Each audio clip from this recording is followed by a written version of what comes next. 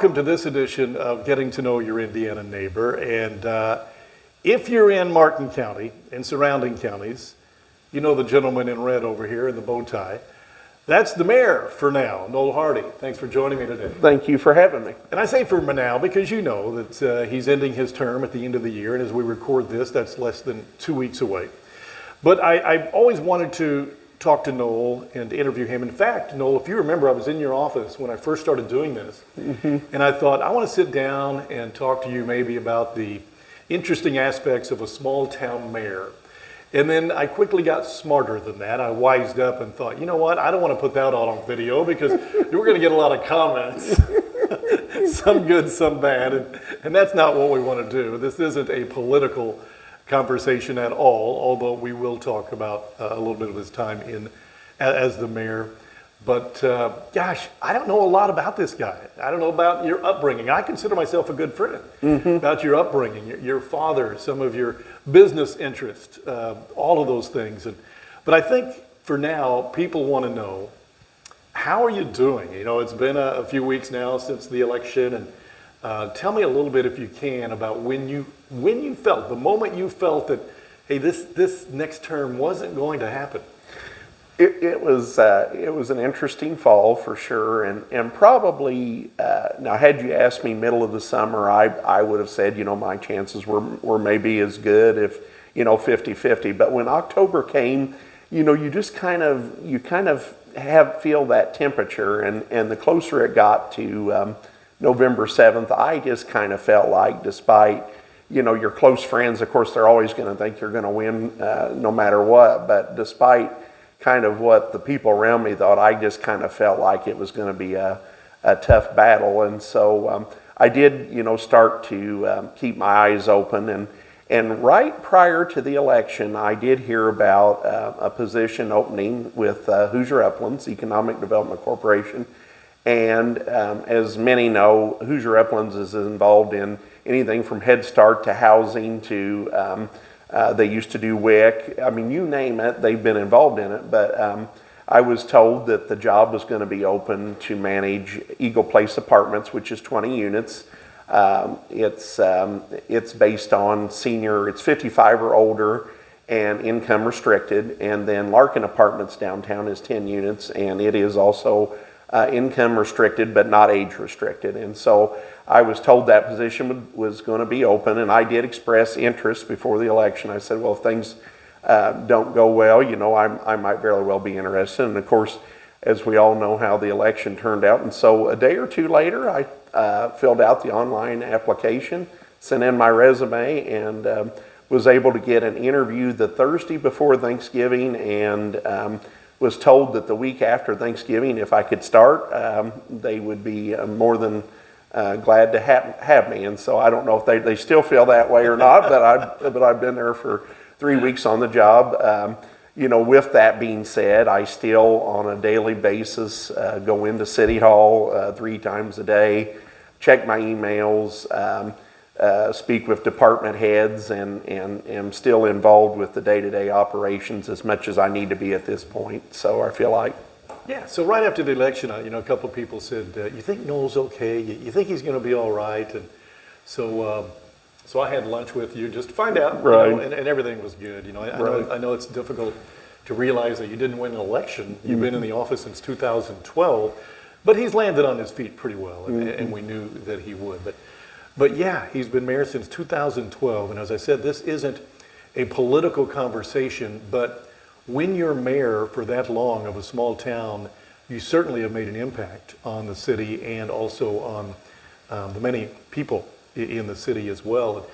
I won't ask you the worst part about being mayor, but I know that you enjoyed being the mayor. What was the best part about these last, I guess, 11 years? The first time that I ran, you know, I kind of did have, I wouldn't call it an agenda, but I kind of did have a list.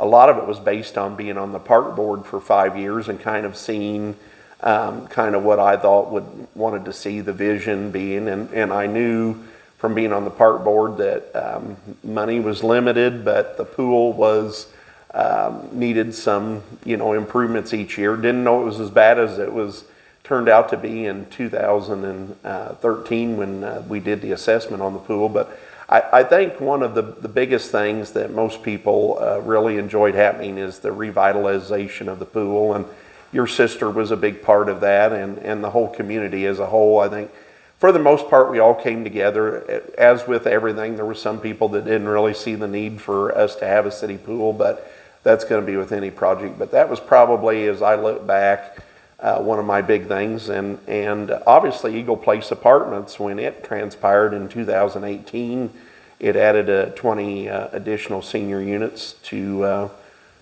very much needed. And I think we probably need 20 more senior housing units for that matter. I don't think you could probably even put a number on it. So those are two of probably the biggest things. Currently we're working on the subdivision, on the other side of the school there, on the other side of what I refer to as Country Court. And I think, it's in the mix, and hopefully it'll happen a year from now. But I think anything with housing that you can do, I think it brings, obviously it allows either people that already have homes to upgrade in the subdivision area, or in the apartment situation, it allows them to downsize, and it creates housing for those that want to buy a home. Yeah, absolutely. Much needed, and I hope that project does take place, and it doesn't take place within the mayor's office necessarily, but No. but obviously a lot of people have to, and that's with all the accomplishments. A lot of people inside the political arena and outside the political arena have to buy in. Right. Well, let's talk about before we get away from the mayor's conversation. When you started to think about running for mayor, you were a young man. Why? When? What was the thought process there? Well, at the time, I had been about the same amount of time that I served on the city park board. I was township trustee, and I won't lie, I really enjoyed being township trustee, because it was kind of all about, and we'll talk about that in a little bit, about it was all about helping people. And of course you can't help everybody, but most of the people that came through the office, you were able to help in some shape, form, or fashion. And it just happened to be, Mayor Bowling and I had a conversation at some point, and the light bulb kind of came on, and that was kind of why I decided to run in 2011, and it was it worked in my favor that year. We had a lot of candidates that year, 4 in a primary, and so I was lucky not to have a general election opponent. And as we talked about, I've loved my time as being mayor, and it's like you said, we won't talk about the what I probably liked least about it, but it's been a pretty positive experience overall. But challenging. I mean, that's the way it is, right? A small town, Big town. It's even more challenging. Oh, yeah. But, all right, so that was 2012. Were you one of the youngest mayors, or did you recall any conversation around that? When I came into office, it was kind of that was the year Chris McBarnes became the mayor of Frankfort, and he graduated from Butler in December that year, and so he was like 22, 23 years old. Okay. There was a bunch of us, though, fairly young at that point. So, all right, enough about the mayor conversation. Let's find out a little bit about your upbringing, because I don't know a lot about that. You were born in? Well, technically I had always lived in Shoals. I was technically born at Jasper Memorial Hospital. Okay. I'm a true river rat, grew up right on the White River, where Rosie Bridges has a log home at now, and a lot of fond memories. Wouldn't change a thing. It was a great place to grow up.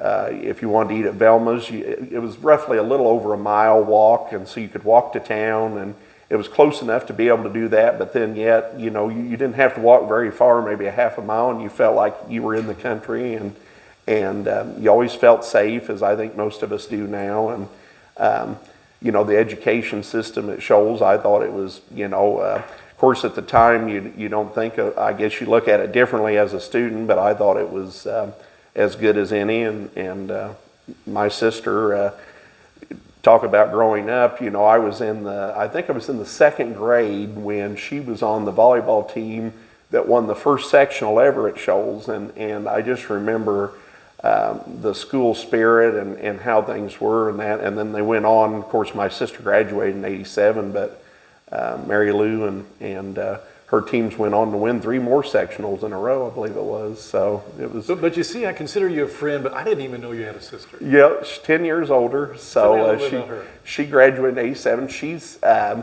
pretty much retired now. I have a nephew that's just now going to be able to practice as a doctor, and Josh is his name. He lives in Pennsylvania, as Dawn does. They lived in Lancaster for years, and now they're kind of around the York area, which is pretty close. And then my niece is in banking.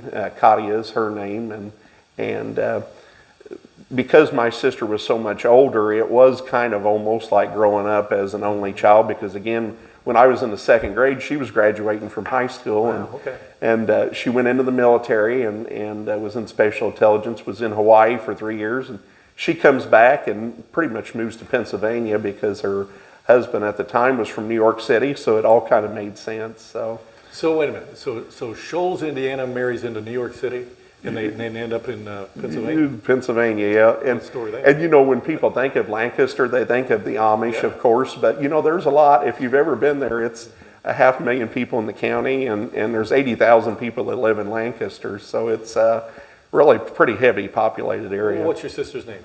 Dawn. Dawn, okay. Yep. Well, here's something I bet you didn't know about me. I lived in Scranton, Pennsylvania. Oh, really? No, I didn't. Lynn and I lived there.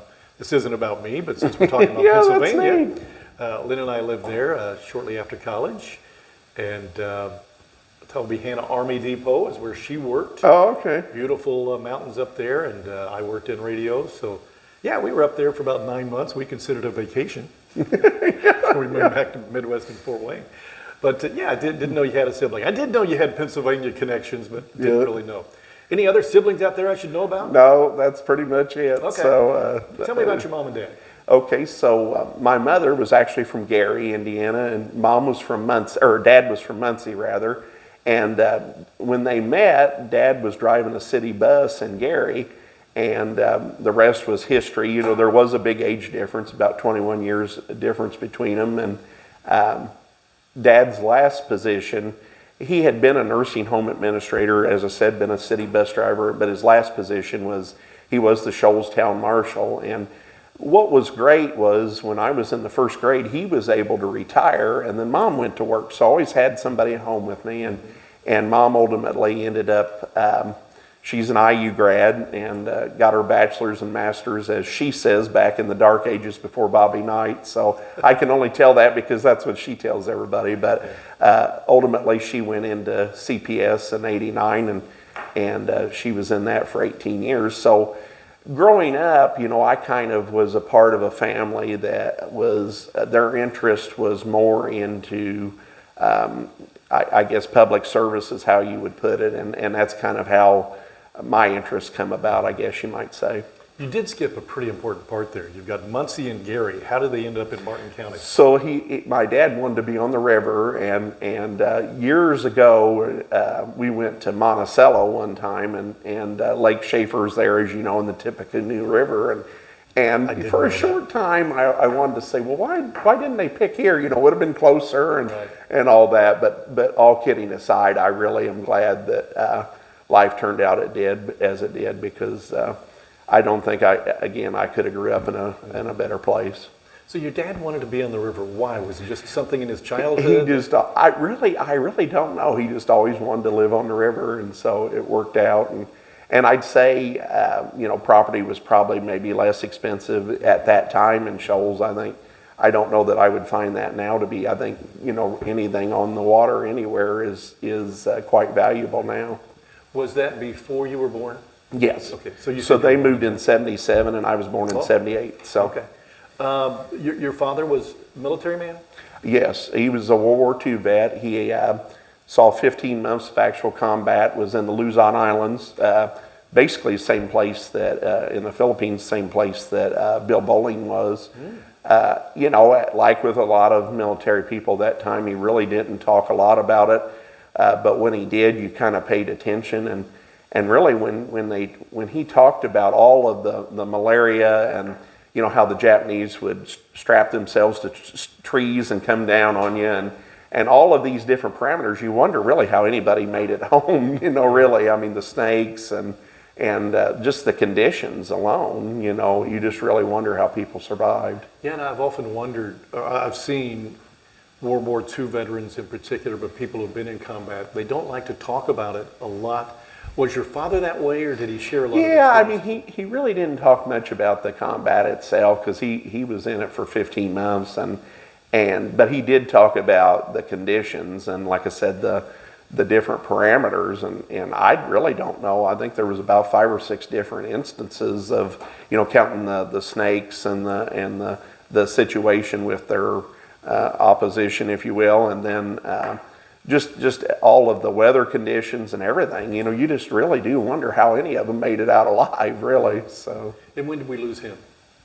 1999, April 11th of 99. So I was 20 at the time, and my mom was 55. So. So he would have been mid-70s. Yeah, he was 70. He would have been 77 in September. So. With that age gap, so he was 75 basically when you graduated high school, right? Mm-hmm. You're correct. Yeah, was it a good father-son relationship, or was it a little bit different because of that? It was, when growing up, he tried to, play with me Little League and all that, and but I really didn't feel like, I have said at the time, maybe some of the others that I grew up with, they might have thought, man, that was kind of a drag, but as anybody that's aware of Tom Brokaw's book, The Greatest Generation, my dad was considered to be in that generation, and I really learned a lot from him.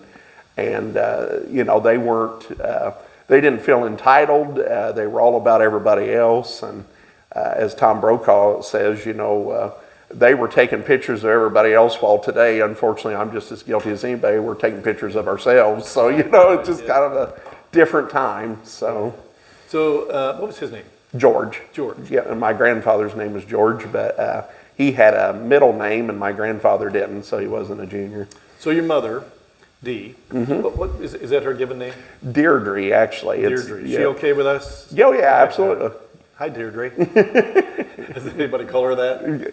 You pronounced it right, so oftentimes they don't. So it's kind of interesting. She loves it when you can pronounce it right. So I don't know how I pronounced it. Was it Deirdre? Yeah, you did. You did good. So there is an R in there before. Yeah, there is. It's Deirdree. So when you look at it, it's really not that hard to. But it's hard to say. Yeah. Yeah, but a lot of people want to call her Deidre or Deidre or something different. So that's and we all know Dee. And Dee's such a sweetheart, but she's is it 5Ks? I mean, when did this all start? Why did it all start? And is it still going? I know she's got to be slowing down. So it really started with the Shoals Catfish Festival, which started, I believe, in 1986. And her and my sister, I think I ran a little bit in that race too, but I think I did finish, but it was finished walking. But and again, I wouldn't have been very old, but I think my sister and mom wanted to see if they could do something together, and that's how it all came about. They did that first one together, and mom's done every race since. She's the only one. This past summer, she did have to have a little bit of help because it was raining. I wouldn't have done it at all if I was her, but she did. Yeah. She did have to have a little bit of a lift back to town, but at 79 at the time, now she's 80 years old. She'd like to do it, I think, 2 more years. I think that would mark 40 years of doing it. So keep it up. Yeah, absolutely. Yeah. So you graduate high school from Shoals. 97. Yeah, never thinking you'd be the mayor of Loogootee. No, that rumor got started one time that, he always wanted to be. And that really what I thought I was going to do, which I am, a licensed auctioneer. But my goal was always, I even participated in BPA in high school and through the vocational school at Bedford. But BPA being? Business Professionals of America. It's kind of like the FFA program. Yeah. But I always thought I was going to own an auction house, kind of like Dinky's someday, and that was going to be. But Dinky's kind of happened about the same time that I thought that was going to happen, and that kind of got put on the back burner, and ended up, as was manager at Lakeview for 10 years. Started out at McDonald's before that. So, but yeah, that wasn't really what the game plan was then. But as they say, you know, life's what happens when you're busy making other plans. So you graduate high school, what was next? 97, and then I went in August to auctioneer school, I believe it was, which was. So you didn't go straight to a conventional college? No, I did not. You know, I'm not a product of that, where mom was and my sister was, but and of course nephew and niece. But I went to Missouri Auctioneer School, and then what happened was the state at that time had reworked the whole test. So the auctioneer's test used to be part, you know, you'd put on a presentation and you'd start out like you were having an auction, and you'd say, how many dollars on them right there? Well, they kind of did away with all that, and they made it a 140 question test. And because in Indiana you can auction real estate without a real estate license, most of it ended up being real estate. So when I got back from auctioneer school and heard all of this great news, it dawned on me I better get my real estate license before I even venture out to try to pass the state exam. So ultimately I ended up going and through the RECP program and basically took the test about the same time and was able to pass, thank heavens. But it was definitely, it would have been very difficult to just pass, and probably still is, just to pass it on your own and not have a real estate license, because there's so much real estate on it. Well, what piqued your interest at such a young age of auctioneering? We, you know, as many know, my family always collected antiques, and so we always went to auctions growing up, and I really enjoyed it. And I thought, well, you know, you can, you know, of course, when you're going to auctions, you don't think about all the work setting these auctions up and so forth, and so I just thought it really would be a great thing. Today, as most of us know, depending on the type of auction, auctions are online. So even though it's an estate sale, you go out and you assign everything lot numbers, you put them together, and you put it online. And that's the live auctions, you know, with exceptions of car auctions and maybe some farm, but and there's some live antique auctions, but most of them all are online now. And it was funny when I think I was getting ready to maybe I was a sophomore in high school. They said that the computer would never take the place of the auctioneer. Well, then a little thing called eBay came out and proved that to be entirely wrong. So never believe what you're going to, you know, when they say never, there's a lot of truth to that. Yeah. So, are you still an active auctioneer? I am. I'm still licensed, and I help Mark Graber out, you know, for anybody that wants to. And if they approach me, then usually Mark and I work together on that. But again, most of the time, not all the time, but most of them are. Probably the best auction we ever did was the Crop Estate auction in 2018 down in St. Martin. So I don't know if there'll ever be another auction like that. So do you want to give us a little auctioneer? Sure. Well, you know, that day we auctioned a Porsche off for like $54,000, I think it was, and it was a very interesting auction. But yeah, I can try selling that Porsche. Somebody give 20,000, 21, 22, 23, 25, 27, 5, 30, 32, 5, 35, 40, 45, 50, 55, sold 54. See, now, I can talk fast, but I can't think that fast. I think the only thing I would know is she's an 8, she's a 9, she's a 10. I know it's sold to the girl in the second row or something like that. Right? That was pretty good. No. I had an auctioneer, and again, before I even went to auctioneer school, because if you're hoping to learn a chant while you're at school, Missouri Auctioneer School was pretty good for that, but you need to practice before and after. But I had an auctioneer tell me that you need to get to know your numbers. So you start out at $100 and you go $2.50 backwards. And that's how you learn your numbers, and there's a lot of truth to that. I'm out. Yeah. Can't do that, yeah. So this Missouri Auctioneering School, was it a traditional campus? It was not. It was at the time, they've changed it. For years, it was at Kansas City, and then when I went, it was at St. Joe's. It was basically in a hotel, in a convention room. And when it was at Kansas City, they kind of had it close to the stockyards, and I'm not even sure where they have it now. They used to call it the Harvard of Auctioneering, but there are a lot of great schools. I think Reppert is still a pretty reputable auctioneer school in Indiana. So there was maybe a couple at that time in Indiana, but always grew up hearing about the Missouri Auctioneer School. So, and it was, like I said, it was just a 2-week program, but it was pretty intense. Okay. So, yep. All right, very good. I think it's still 80 hours now to get your license. So. You've much been changes. obviously very involved in the community, well before you becoming mayor. Right. You talked about your parents as far as their giving to the community and service oriented. The church, though, has been very important to you. Born and raised Catholic? Mm-hmm. So Yep. St. John's Catholic Church, I'm sure whenever you were growing up, you Went to St. Mary's, Yeah, yep. St. Mary's at Shoals. But obviously a great relationship with Father Walker. And I thought, before I really knew Noel, I thought he was like the world's oldest altar boy. Because, Still probably could be called that. well, but what I found out later, you were called Master of Ceremonies, right? What's that? The world's oldest altar boy. Okay. But you got to Not a take lot, care of dude. him, right? Yeah. Still do. Yep, still do. Not as, since, well, and it started a little bit before that, but since Mom's husband passed away in the spring, I kind of, sometimes I sit with her and we sit off to the wing, but for the most part, I still help. And I got started with doing that in '05, I believe it was, and doing sacristan work, which means, as you know, getting all the everything ready for Mass, basically. And then Father Effie, when Jerry Doyle passed away, he was the first funeral that I helped with. And I told at Kenny's funeral when I spoke at it, I said, I think I've probably helped with between 500 and 600 funerals. And my friend said, have you really? And I said, well, you count up, you do the figures, it's 18 years now. And when COVID, when it came, I haven't been able to keep up like I was before COVID, but I think we probably averaged 30 or 40 a year. Yeah. So Father Walker's pretty special too, right? he is, we're really, really good friends. I think we're lucky to have him. At the time when he came to us, he was still working full time at the tribunal, and he jokes around about him being a priest for how many ever years and never having a parish, and it took him that long. But I think we would all agree we're lucky to have him, and I hope we can have him for many, many years to come. It's priests, as you know, aren't a dime a dozen. Right. So.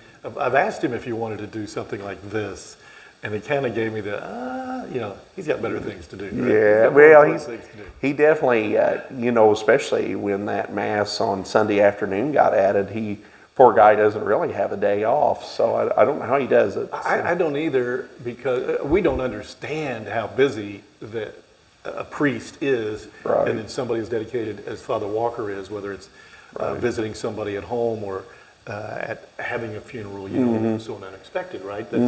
But anyway, someday maybe we'll get Father Walker to talk about the responsibilities. But I do remember asking him, I don't remember, Father, that you've ever taken a vacation since you've been our priest. And priests do, right? Right, In the they past, do. They have. They do. And he just feels like there's a need to be here. So, Right. Father Walker, thank you for what you do, but thank you for being a part of the Catholic Church, and I am as well. Not all of you are, but it's pretty special whenever you've got people dedicated to any church. Absolutely. As you who belong to a church know. All right, so we've talked about that. Let's talk about a little bit about what's kind of next. I know what you're doing now, Eagle Place Apartments. How's it going? I mean, you're a few weeks into it. It's a learning curve for sure. When I printed off the job description, I thought, wow, there's more to this than I realized. Always but is.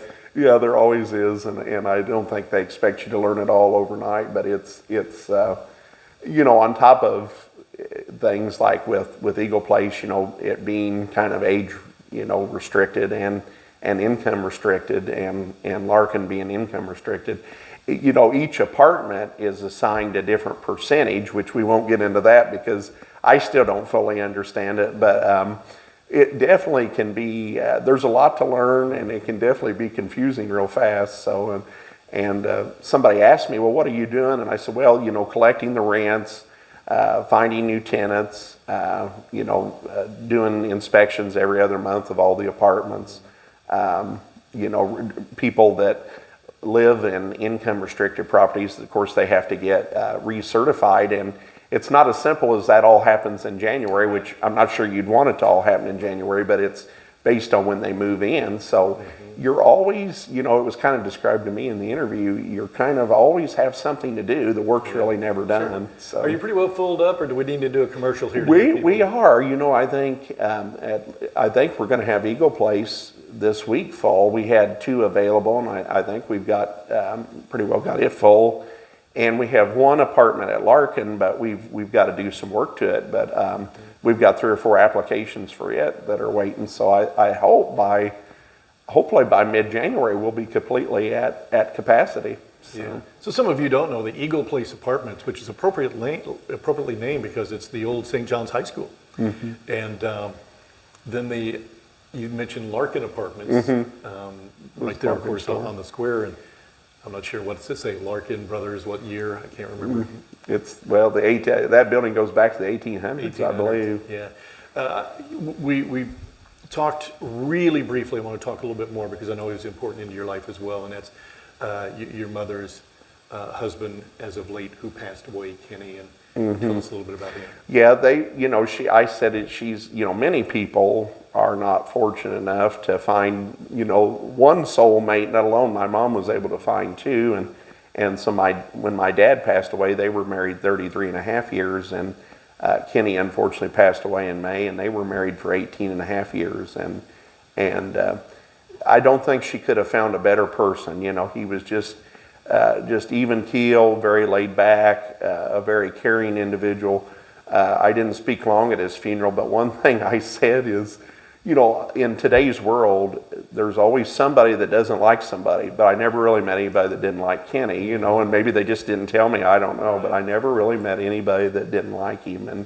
And so I think that speaks volumes about a person's life. And as I told the day of his funeral, I said, I think that's all you have to say. When you can say that, even 90% of the people like you, there's something to be said for that. So, when did the bow tie start, and why? Well, a gentleman by the name of Mike Harmless, when I went to one of my first mayor meetings, he used to be the mayor, I believe it was, of Greencastle, and he was working for a company that kind of serviced cities, we'll just say, at the time. And I don't think he's there anymore. It was an accounting firm. But anyway, he always wore bow ties, and it was kind of his signature. And, at one of our mayor's meetings, they kind of talked about having a signature. So I thought, what the heck, I'll start wearing bow ties. And I've kind of got away from it in some respects, but I thought, well, today, why not? And I still wear one a couple times a week, 3 times. So, when I was at Lakeview, I wore a tie every single day. But as we know, in today's society, we're kind of getting away from that kind of dress. So I've even had a couple clothing stores, believe it or not, looking for something in particular, and they've even admitted, people just don't dress like that as much anymore. Yeah. So you're saying we're getting away from bow ties. You see, I thought we got away from them about 1975. You probably, and I think like everything, they come back. But that's why I know. I know, yeah. Fenton Walker had one, and I'm trying to think of who still does. There's some people that still do wear them. Kevin Orpert, the weather person. Yeah, he does, and a lot of people compare me to, He's agreed to do this too, by the way. Oh, I don't know that I'll be able, if we'll be able to get our, like my schedule's all that busy, but be able to do that with him. But he'd be an interesting one. Yeah, anytime I get interviewed on their station, he'll make comment if I have my bow tie on, so it's kind of interesting. So. Yeah.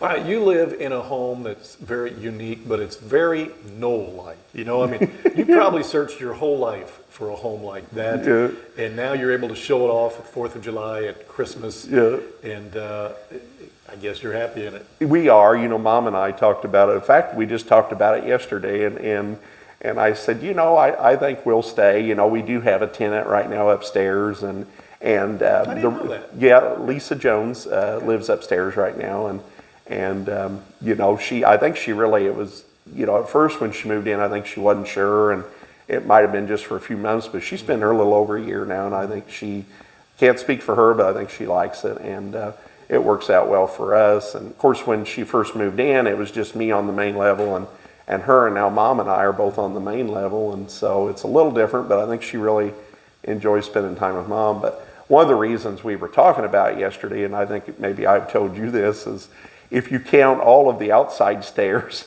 and you count the inside stairs, there's 8 sets of stairways, and there would be a possibility of maybe building a ramp someday if we would need to do that, but I'm not sure which set of stairs we would do that with. But everywhere you go, there are steps, and while there's a bedroom on the main level and a bathroom, you still have to go up a few steps to get there. Yeah.